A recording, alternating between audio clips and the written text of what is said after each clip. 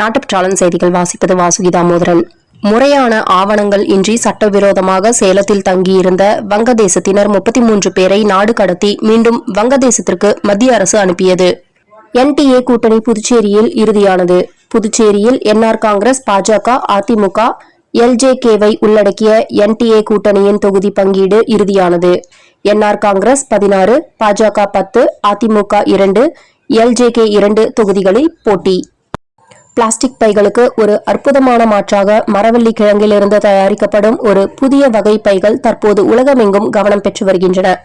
பார்க்கவும் தொடவும் லேட்டக்ஸ் போன்ற மென்மையான உணர்வை தரும் இந்த பைகள் 100% மட்கும் தன்மை கொண்டவை.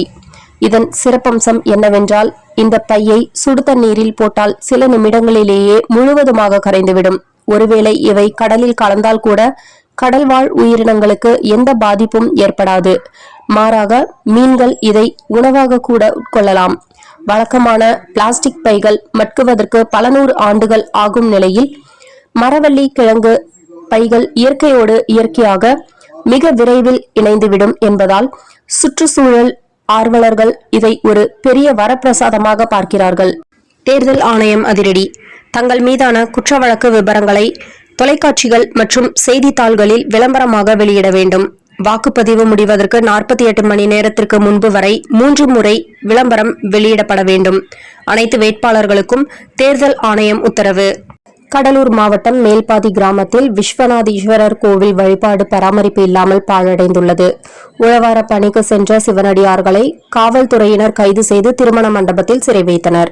இன்று மாலை காந்திபுரம் பேருந்து நிலையத்தில் 20A பேருந்து ஊழியர்களும் 111A பேருந்து ஊழியர்களும் மோதிக்கொண்டதில் தனியார் பேருந்தின் ஊழியர்கள் அரசு பேருந்து ஊழியர்களை தாக்கியதில் அரசு பேருந்து ஊழியர் கோவை அரசு மருத்துவமனையில் அனுமதி. போலீசார் விசாரணை.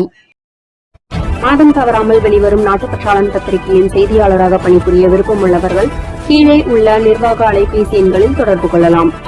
790477 78915 மற்றொரு எண் 9944341033. நாட்டுப்பற்றாளன் யூடியூப் சேனலில் விளம்பரம் செய்து பயன்பெறுங்கள். நமது நாட்டுப்பற்றாளன் செய்திகளை அறிந்து கொள்ள யூடியூப் சேனலை சப்ஸ்கிரைப் செய்யுங்கள்.